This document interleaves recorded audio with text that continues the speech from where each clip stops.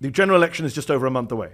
Last week, you got the trifecta of state endorsements from New York Governor Kathy Hochul, State Assembly Speaker Carl Heastie, and New York State Senate Majority Leader Andrea Stewart Cousins. Yet Senator Kirsten Gillibrand, who falsely claimed that you talked about global jihad and then she had to privately apologize to you, she still hasn't endorsed you.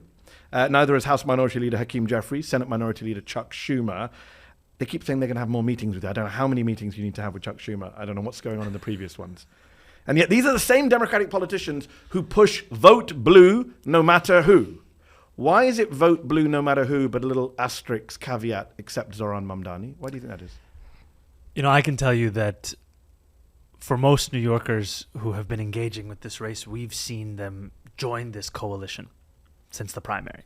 And I think there are many of whom who have, joined this coalition as Democrats, and they've joined it because they're proud to support the Democratic nominee in the general election. But what I've also found is that beyond this party ideology, there is a deep desire for an affordability agenda. And that extends to Republicans, it extends to independent voters, it extends to unaffiliated voters.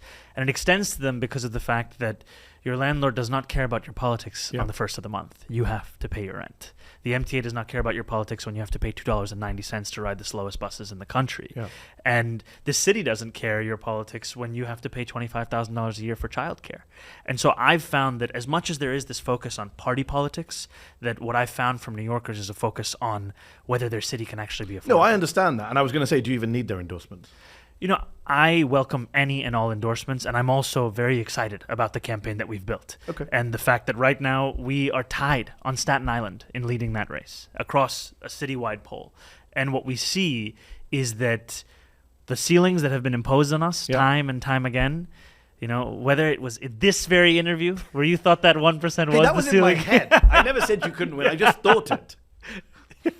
Here we are. But I noticed you didn't answer my question. Why is there an asterisk on? I mean, AOC's made this point. She's like, this is very dangerous to the Democratic Party. If you tell everyone, whenever it's a centrist candidate, you got to get behind them. But when it's a progressive, you don't. Come 2028, when there's a centrist on the ballot for president, a lot of progressives say, well, why should we? You guys never endorsed Zohran. That is dangerous, is it not? Look, have a double standard when it comes to endorsements? I think what New Yorkers are looking for is consistency, and I'm trying to show that in my politics and in my campaign. I get it. You're saving your best stuff for your next Chuck Schumer meeting.